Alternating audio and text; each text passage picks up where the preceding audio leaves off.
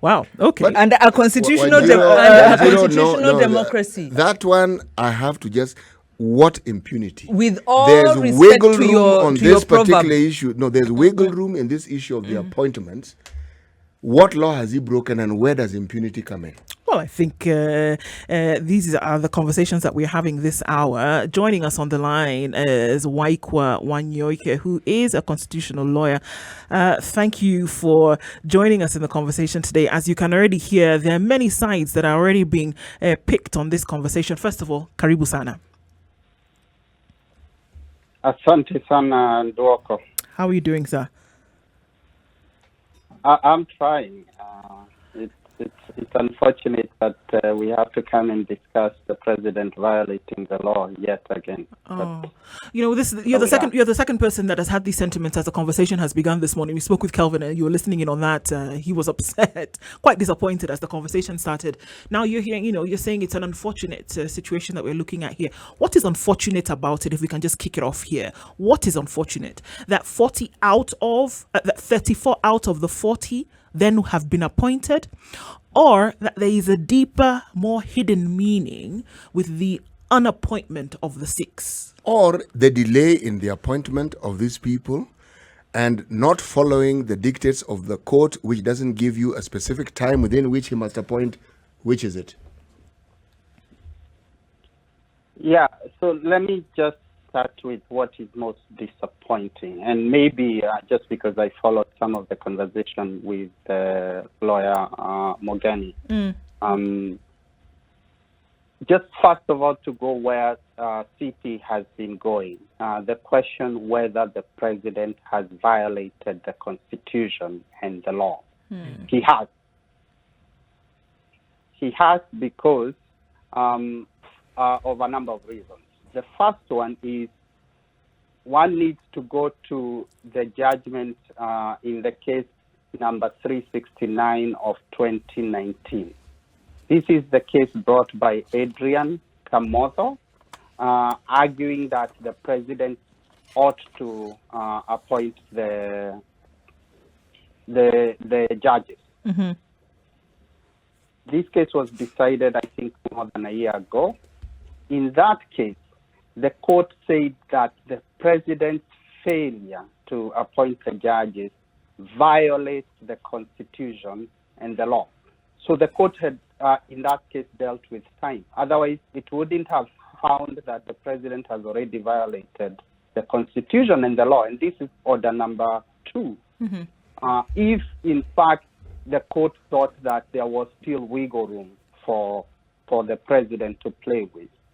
That is one reason. So there is a judgment and an order that the president has actually violated. So the question of time is out. The second reason on time is when we look at the law and when we argue cases, we use what we call precedent and habits. We had the interview for Chief Justice and Judge of the Supreme Court. Within a day or two of the nominees being picked by the Judicial Service Commission, Mm-hmm. the president had gone ahead, first of all, and sent the name of the CJ to National Assembly.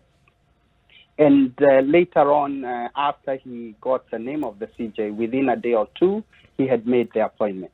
Mm-hmm. Similarly, for Justice Ouko, who is the judge of the Supreme Court, the provision that the president was using to appoint the CJ, to gazette and appoint the CJ and the judge of the Supreme Court, is exactly the same provision.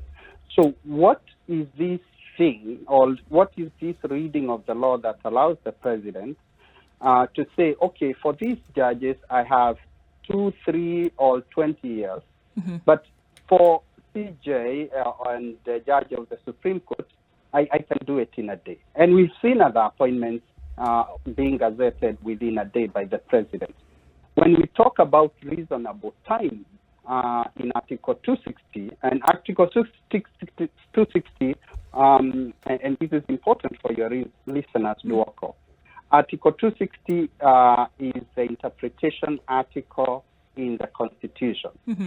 That article says where the Constitution does not provide a timeline within which an action that it requires to be done has to be done, it should be done without delay, not reasonable time, without delay.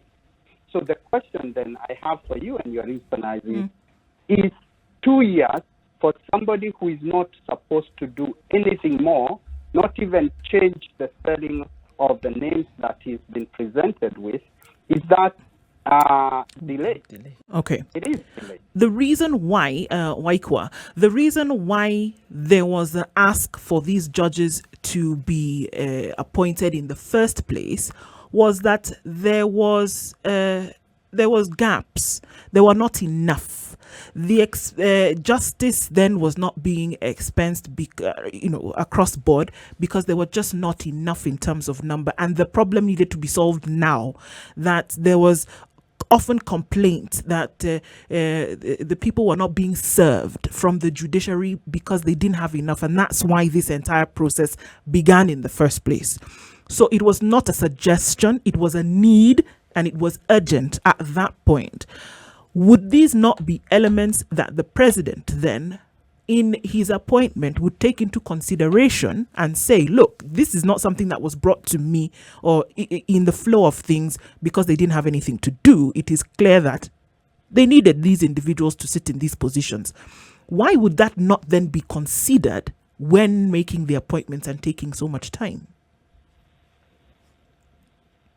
Yes, Duoko, on that point, which is actually fundamental. Kenyans probably don't know, or most Kenyans don't know, that we are very, very close to having an unconstitutional Court of Appeal. The requirement for the Court of Appeal is that it has to have 12 judges. Yes. That's what the law says. So if you have a Court of Appeal that's less than 12 judges, it's not a Court of Appeal. And at the moment, we only have 13 judges of the Court of Appeal. Of course, somebody will jump and say, this is why we take the number that has been given. But you have to go to the first principles. What is the role of the president in appointment of judges? In 2016, Parliament tried to change the Judicial Service Act to provide that the president could get more than the name needed for the position to be appointed, so that he can select from those names. The court, in a petition brought by the Law Society of Kenya, tracked that down and said, no, the decision who becomes a judge is not a decision of the president. It's the decision of the Judicial Service Commission. So the moment the president gets the name, he has nothing else he can do other than make the appointment. The president lives in Kenya. He knows about what is happening with the judiciary. The president gets the state of the judiciary report. He has not been attending some of those functions, but he gets it. He knows the level of backlog that Kenyans are experiencing. The president knows about Article 48 on access to justice. He knows that what he's doing is actually violating Article 48 by frustrating the appointment of judges. Let me just also add one more point, which is, I think, critical. The point or the issue has been raised that we have to consider the side of the president as a politician and what he's thinking. Again, very important for your listeners. The president under the Constitution has dual identity. The first is head of state, and the second is head of national government. One can argue as head of national government, the president has a bit of leeway to do politics. But as head of state, and if you go to Article 131 and 132, he has no leeway whatsoever to play politics. The role of head of state doesn't allow him to do that. What is his role as when it comes to appointment of judges? Is it the role or as head of national government or head of state? It's head of state. the president cannot play politics with this. If he does, and that is what he's been doing, committing the Constitution, and is committing impeachable offenses. Why Waikwa? Can I just... Yes. Yeah, I like that, because on access to justice, really the citizen is the one who is denied justice, denied judges with a good resume from, serving them, who are also denied justice because other judges are going to be intimidated by these actions. What's the next step? Now that this has happened, do these names then go to Parliament? We don't have much confidence in Parliament because Parliament has really been intimidated and pocketed by the executive.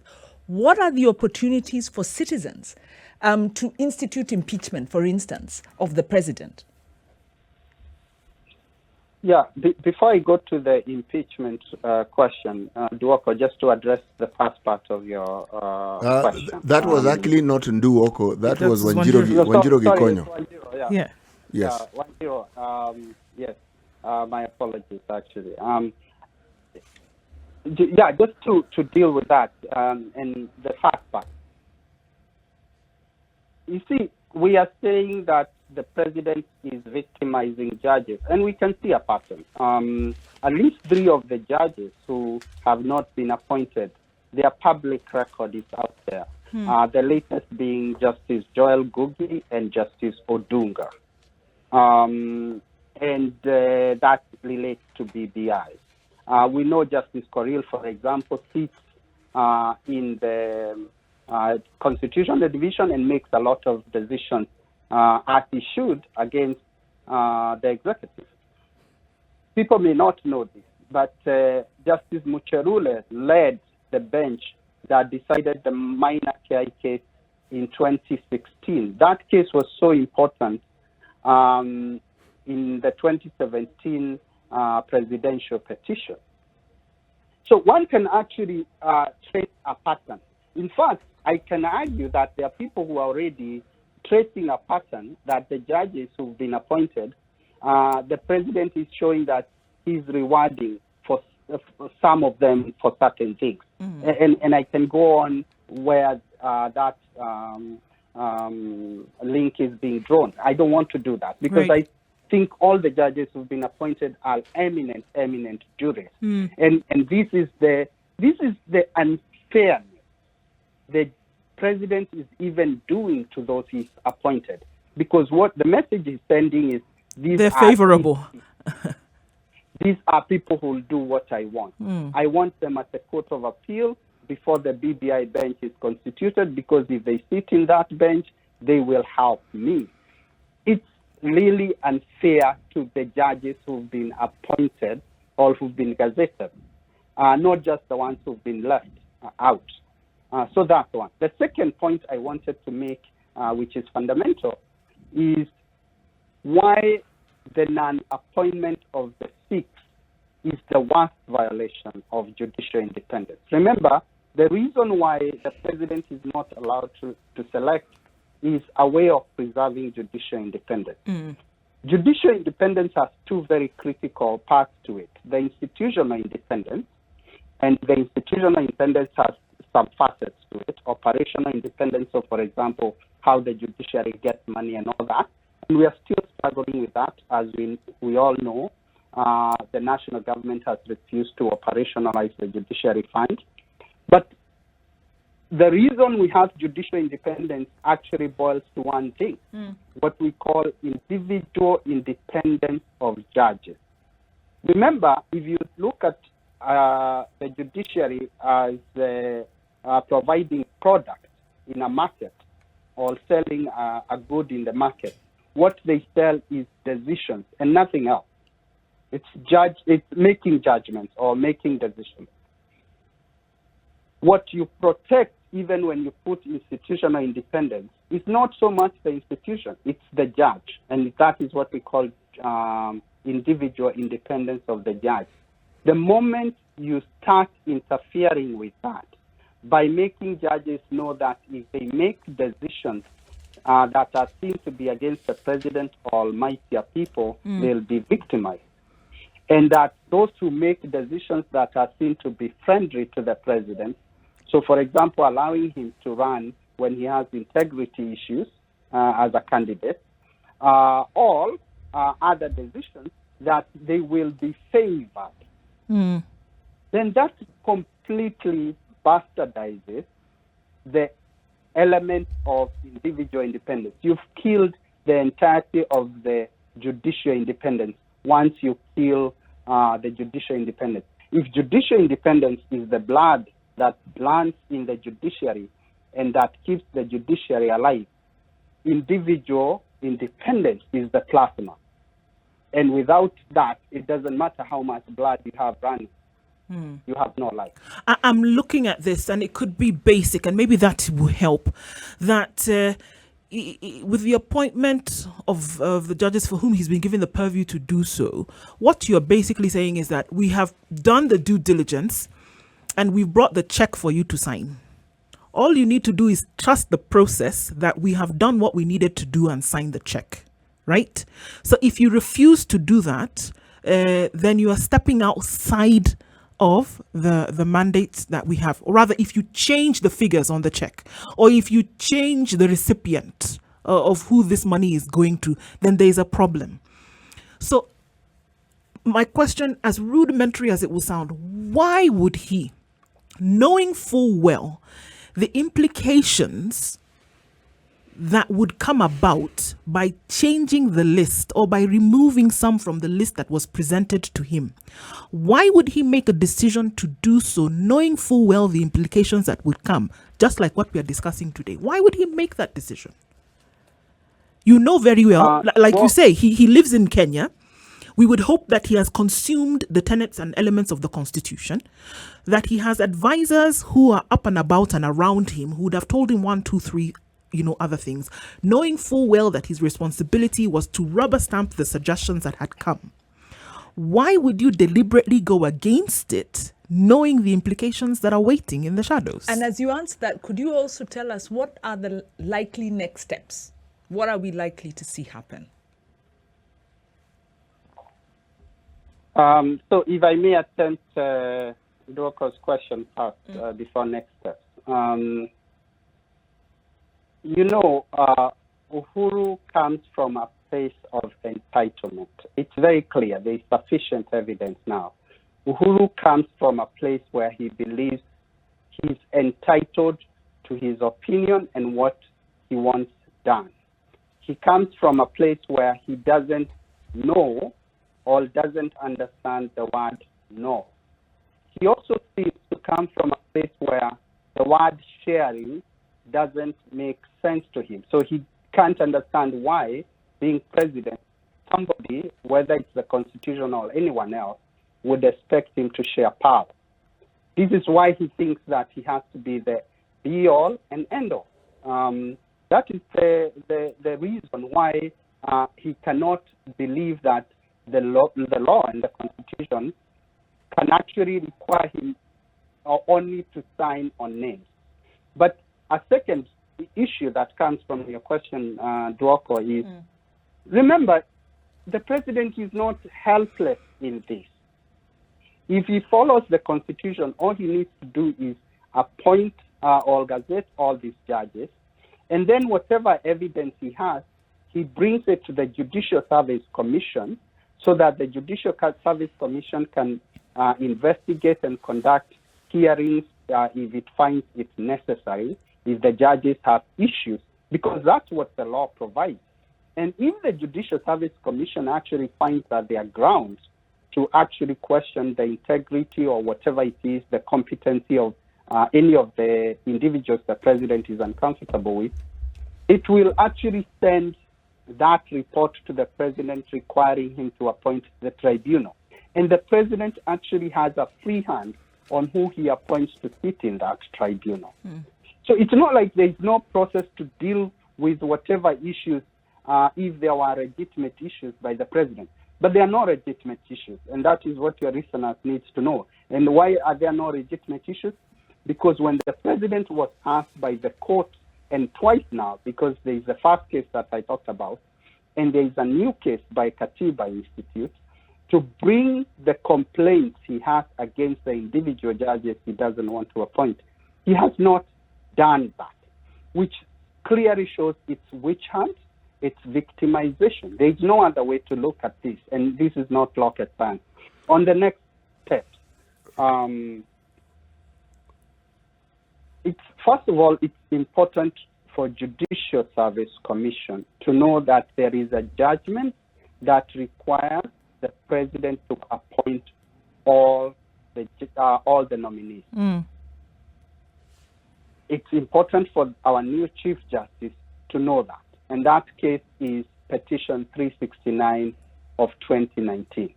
But the Constitution also expects the president to act in accordance with it, and the Judicial Service Commission and the Chief Justice or anyone else should not abet the president's violation of the Constitution. If anybody obviously is supporting the president in terms of you can do this, we'll help you with the swearing in and all that, that is what in law we call constructive violation. Yes, you could say, I'm not the one who gazetted, but what you're trying to do is to assist somebody who is a lawbreaker break the law. And so the only legal next step is for the Judicial Service Commission, for the Chief Justice, and Kenyans to prevail upon the president to gazette all the judges, and they are all sworn in. Okay. There is no if back. You break down the understanding of the law beautifully, Waikwa. But as a layman, let me share with you my take on some of these things, that there are issues within the law that the law is very specific about. There are issues which, in my mind, they seem to rely on either goodwill or a gentleman's agreement. And the case you quoted that was brought before our courts by Adrian Kamodo, the court had an opportunity to set specificity to this argument, in my mind, as a layman. And yet, once again, it landed us with the word immediacy, my understanding of the word immediacy. Now, the moment you have a generality of that nature, you're assuming that everybody understands what immediacy does. But from a political perspective, which is what I think those who are involved in making the law should understand, specificity means specific time, as in what we have with the time within which a presidential issue must be decided by the Supreme Court. You know it is X number of days. There's no leaving it to chance that it can be more than within that specific time frame. Why does the law allow certain issues to be that specific and others to be specifically vague?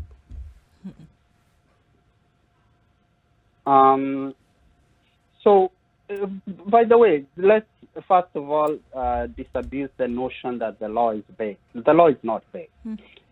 When the law talks about without delay, delay has a meaning in law.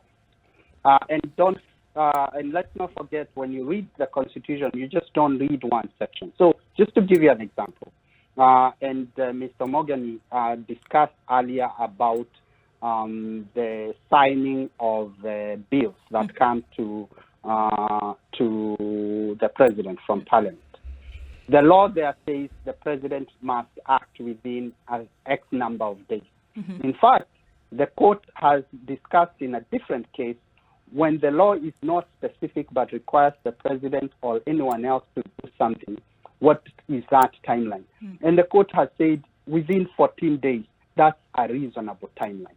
The reason we require a president to have certain qualifications before he can run for office, he or she can run for office, is because we want somebody who can understand basic things. And somebody who will not just be making an argument for the sake of making an argument. And so the president knows, even without legal advice, he would know when you say without delay, what that means. It doesn't mean 2 years when you have nothing else other than require your clerk, your secretary to print some names and send them to government printer, because that's all the president has to do. By the way, the president doesn't even have to be there during the swearing of judges. So all the president was required by the Constitution in this case to do is just put his signature on the list of names that came from JSC. So the law is not unclear on this. So for whether the fact the timeline has been provided or not. The reason the law does that is because the law also wants to be pragmatic. Because, for example, if it says the president has to do it in 1 day or in 2 days, sometimes it wouldn't work. And the law expects that the person who is running the country as head of state is a reasonable person, not a recalcitrant, obstinate person. That is my problem. I think I have a problem with you there, because you're now delving into the realm of psychoanalysis of the president's personality. That he might be Something recalcitrant no. Waikwa is stubborn. the Waikwa is delving into the realm of something he's not amply qualified to do. Because if he does that, then he's opening up to a discussion of almost everyone who is in office and the state of their mind, which I am even not qualified to discuss. Siti, I'll put to you, presenters can also be recalcitrant and stubborn and need to understand basic things. We've been discussing this since civil yesterday. Society adherence. Civil If society adherence. we're passing this potato around, Let it can us go. pass it. Can go. I think, let me give it wheels. Civil society adherents also have a tendency of making pronouncements that are generalized without adequate support and expect everyone to believe and go by their dictates because, after all, they have said it to be true. Now, this isn't true of Mr. Waikwa. Mr. Waikwa's pronouncements, I take it in everything. But Mr. Waikwa, my problem with you is this. When you're a purveyor of the law, you really don't think that you shouldn't consider politicians and their way of thinking. Let me quote precedents as a layman. 2020, Donald Trump appoints a lady by the name of Amy Coney Barnett. Okay? The appointment went through.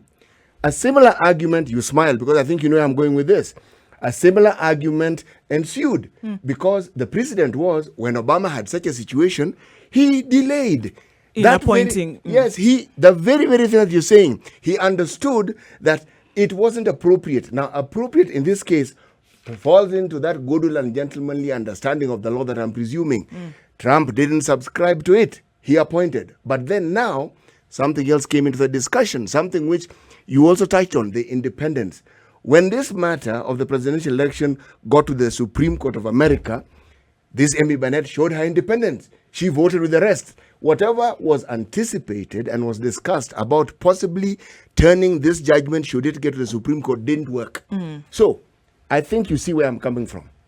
And you smile because I believe you do. CT, I smiled for a number of reasons, including what you predicted. So it also means you are able to conduct some psychoanalysis. Actually, I have an advantage there when it comes to understanding a little psychology. So I have an advantage, yes. But please go on. Yes. Yeah, I also have an advantage. Your viewers may not know, before I became a lawyer, I studied psychology. All right. So, but anyway, that's obviously on a lighter note. Sure. But just to begin, first of all, I think, and this is actually on a serious note, when we are talking about paragons of rule of law, Donald Trump is not the person you quote. Because Donald Trump won't even... Actually, he's a politician, and I was talking about politicians. Same thing, same No, it isn't. Let Waikwa finish his train of thought. We're talking about paragons of rule of law, and you chose Donald Trump as the standard. Will not lose his train of thought at all. But Waikwa, please carry on. Carry on with what you were saying. Yes, my point is Trump will get the P of the politician, but he won't even get the P of the paragon, leave alone the whole word paragon. But this is the point, and this is what people should not lose. A constitutional democracy works because of something we call checks and balances. It also works because of something we call that everybody is not above the law. There's nobody who is above the law. And so once you bring checks and balances into place, then you say, what is the role of Judicial Service Commission? in the appointment of judges? Why do you have institutional separation between the judiciary and the executive? Why is it that we moved from the place where the president used to call the chief justice at night and say, by the way, I met this guy at the bar. I really like the way he looks. Can we give him judgeship tomorrow? And the next day, he's gazetted. There is a reason we moved from that. Right. That is where Uhuru is taking us back. But for me, what I really worry mostly about is, and this is so critical, is that judiciary is our last institution of hope in this country. It is the last institution of hope, and especially when it comes to constitution. The president understands that as a politician, as a serial violator of the constitution, so he wants to compromise and take all the moral authority from the judiciary. He's done that. He's now going to the moral authority of individual judges by showing that I have favorable judges and I have unfavorable judges. And so when you are my favorable judge, I'll make sure that you climb the ladder all the way up without any much hiccups. How would it suit him, Waikwa? If I can come in there, how would it suit him? We're looking at a president who is, in the last days of his administration. We're looking at, about a year left, and in that time, to have favorable judges. I mean, for our understanding, if you could unpack that a little bit, if this is actually the trajectory in which he's going, according to you, how would it suit him? And as you answer that, if you don't mind, let me add on a question. What's the body language of the JSC and the CJ at this time? How are they likely to rule or to conduct themselves, given, one, the executive is at war with the judiciary in terms of what you've described here, but also in terms of funding. The funding of the judiciary has been, very low. But then also there is the victimization that's on the table. And so the JSC and the CJ are sitting there thinking they could also be victims. What's your reading of their politics and how they are likely to play their cards? So just first question on how this would suit him. The president obviously believes that society where those who have power or those who are mighty or those who have money can manipulate processes is the society that would be much easier for him to live in. That works when he's president, but it's also, he hopes, will work when he's not president.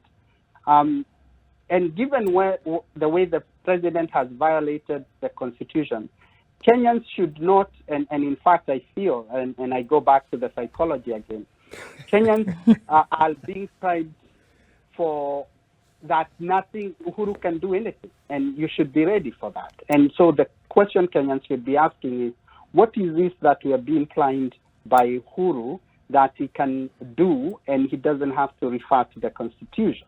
So it's very clear that this president believes that there are certain people who should not be regulated by the law, and he's at the top of that matrix.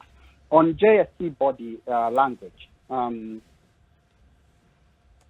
never expected after the president went out on an outburst in Kisumu, I never expected the Chief Justice to come out and make a statement against the president. The Chief Justice is new.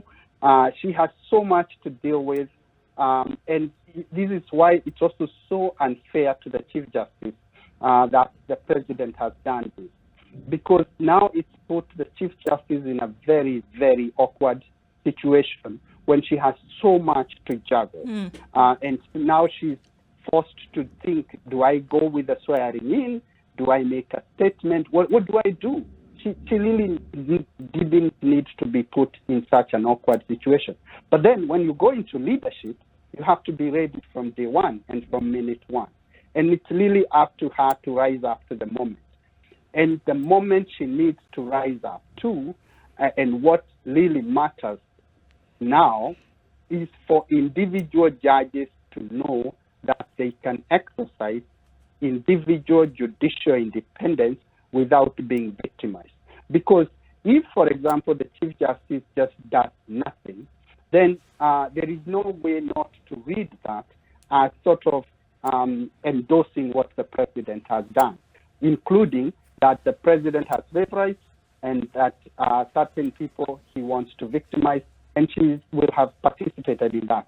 The same thing for JSC, but JSC is in a different place because JSC has been around for a while, and I expect the JSC to come out strongly and actually say you are taking away our job, because that's actually what the president has done here. The president has inserted himself into the JSC, and in fact, above JSC, he's now the one selecting who becomes a judge, for what court, and when.